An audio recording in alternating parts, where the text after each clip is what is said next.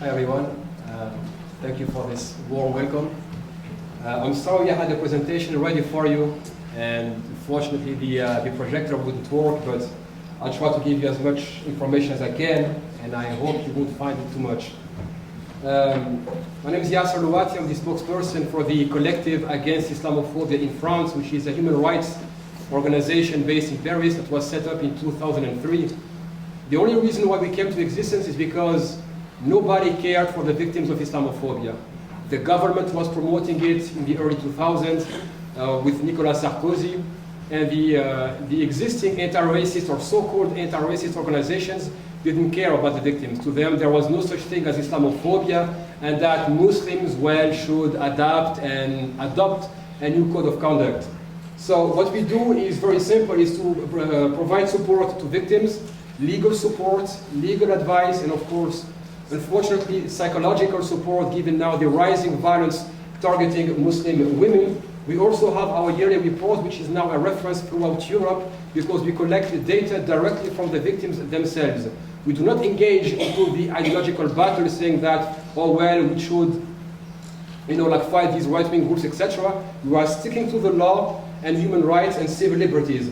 And that's why it has become such a bitter fight towards Islamophobes, because where they try to bring us towards a debate on French identity, or if Muslims fit within French society, we bring them back to the law, we bring them back to the cradle of our society, human rights and liberal values. And this is where you find the French hypocrisy, saying that, well, we've got some rights for the majority of the people, but when visible minorities come forward and expect some equal treatment, that's seeking privilege. And that's why you see, for example, several laws like the 2004 ban against the headscarf in public schools. In the 80s and 90s, it was perfectly acceptable. Every single time a Muslim girl went to school and then gets expelled from school for wearing the headscarf, the State Council, which is our highest administrative authority, would take her defense and bring her back to school. But what happened is that we lost a political battle. The so-called anti-racist front got fragmented. Some of them were supporting the headscarf of the Muslim girls, and some others said, well, this is proselytizing and this is promoting conservative Islamic values. So far, Islamophobia has become a major problem in France. It has been increasing at a rate of double digits since the early 2000s. And this has even gotten so much worse that it is now an acceptable form of racism. That now the elites openly say, I am Islamophobe, I despise the practicing of Islam because their values are backward and we are the enlightened people. So this has given credit to whoever wants to demonize Muslims, forgetting that this demonization of Muslims is not only affecting Muslims by excluding them from the rest of society, but at the same time creating precedents. So when the police state is being implemented in France, we constantly use the demonization of Muslims. For example, we passed the 2015 law on surveillance. That's all the excesses of the US Patriot Act. And it was passed barely 2 years after the Snowden revelations. It gave massive powers to the government to interfere with your liberties, to spy on your computers, your web browsing, to put bugs in your house without seeking warrants and without even judicial overview. But of course, when you have a prime minister talking about the enemy within, a clash of civilization, when you have various MPs in France talking about a fifth column, you instill the threat that you have actually a hidden enemy, and therefore that hidden enemy requires laws of exception. And those laws of exception, of course, are first implemented against these minorities, but then they are applied against the rest of the centers. For example, after the attacks in November 2015, we passed what we call the state of emergency. And it was passed because they had to crack down on these, troublesome Muslims. What happened for 2 or 3 weeks? The government was raiding mosques, Muslim shops, Muslim schools, Muslim homes, terrorizing families without any proofs, and saying that to the public opinion, don't worry, we are doing something. And we kept shouting, and that's why you saw us on CNN and Al Jazeera, The Guardian, we are not asking you to do something. We're asking you to do the right thing and to tackle the root causes of terrorism. You cannot export bombs abroad and expect flowers in return. That's not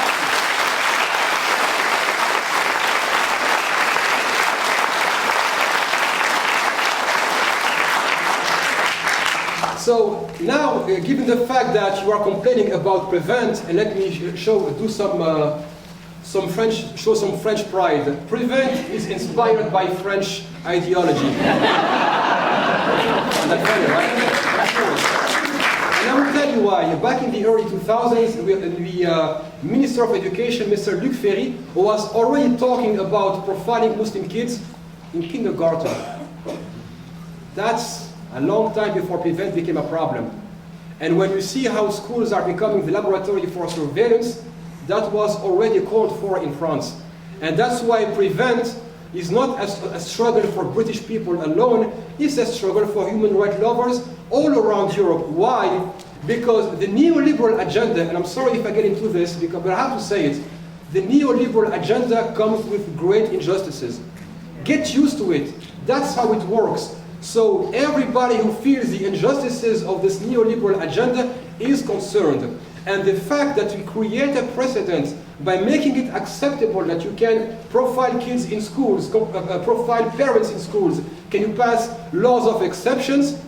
Every dissenter in this country, and France, or the US, or anywhere around the world, has to keep in mind, every single time you accept injustice towards a special group, you're just next. It's not a it's a question of when. And the reason why I came here, and I won't take it in my slides anymore, is that we cannot separate the fight against Islamophobia from the fight for social justice. Why? Because what happens to Muslims today happens to others tomorrow. Let me get back, for example, with the state of emergency in France. For 2 or 3 weeks, the government was applying state-sponsored brutality against Muslims. All right? It was acceptable. Well, there were terrorist attacks. Many of the culprits were Muslims. They didn't say that, also many of the victims were Muslims. They only kept that in mind. And what happened is that we had the COP21, the climate change conference in Paris. All those measures were applied against Muslims for 2 or 3 weeks became applied and applicable against environmentalists, union leaders, human rights activists. And then we were called in, hey, CCIF, can you come in and give us your feedback on what you experienced? My first sentence was, join the club. I'm just serious. Unfortunately, this state brutality we had been experiencing for weeks and kept under silence, well, you're just experiencing it today. Where were you? And unfortunately, during the first meetings, and I will come back what we accomplished together, regardless of our disagreements, people were still dating the beginnings of the state of emergency abuses to the climate change conference. How was that? You can't possibly be serious. We are still dealing with approximately 300 cases of state of emergency abuses. That's CCIF alone, a small human rights organization based in Paris. How about the rest? So now, what happened is that it was a wake-up call.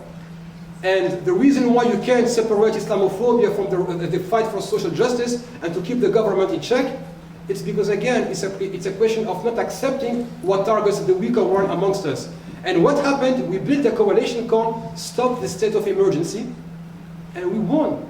When Prime Minister Valls and his President François Hollande tried to move forward to change the Constitution and to implement a permanent state of emergency, and as well the stripping of citizenship for people accused of terrorism, it was a violent campaign, but we worked together. And I worked with people who denied the very existence of Islamophobia. To them, there was no such thing. Yet, after maybe 2 meetings, 3 meetings, that's it. To them, it was clear that their silence for what's happening to Muslims means that they will be experiencing the same thing. And we kept pushing forward. We had the January 30th March, the 12th March rally, and then the government backed down. And that was a huge victory. And I was calling my fellow comrades in struggle, telling them this should not be underestimated. For the first time, we had this wide coalition against the government that brought its first result. So,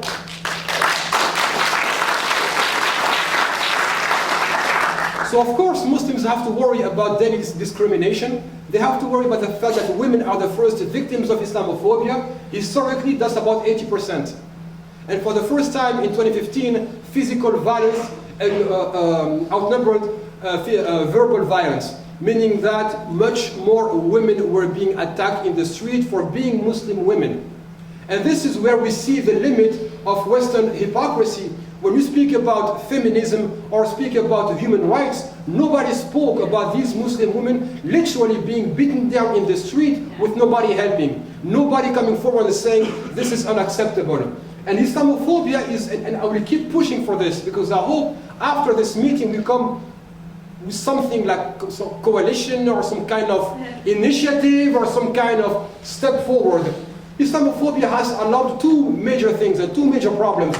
The first one is diversion. We call it Islamodiversion at CCIF. Every single time you have a social problem, bring some Muslim. And I'm dead serious. In 2003, for example, we had a major reform of our pension funds. We had huge marches. What happened? We had a whole year debating on the Muslim headscarf, which led to the subsequent law of 2004 banning it in private schools. Then we had the financial crisis in 2009. What happened? We had a debate on French identity.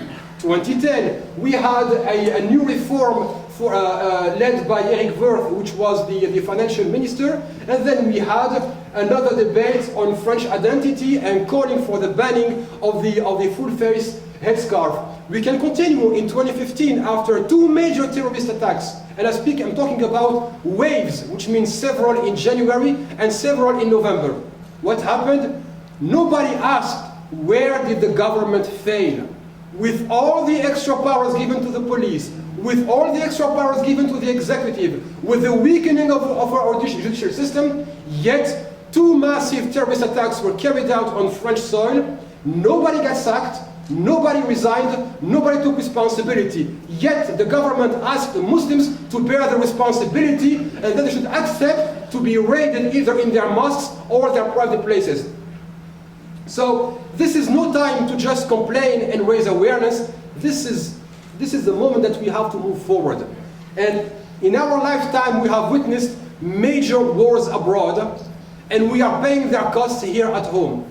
And this is a humiliation for us to witness the destruction of Iraq, the destruction of Libya, the destruction of Syria, the destruction of other countries like Central Africa, without asking ourselves, where have we collectively failed? Because without keeping the government in check, without asking the government where they failed, without holding them responsible, these disastrous foreign policies will continue to make us the first victims of them here on our soil. And I will continue with one last word.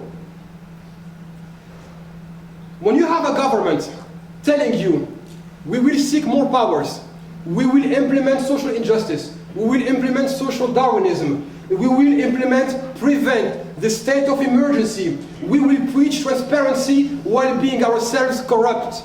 Remember Cameron and the Panama Leaks? We will do this and we will do that, and in the end they just tell you almost like blatantly, yes, because yes we can. Our collective response should be, yes you can, but of course, yes we can do better. Thank you very much.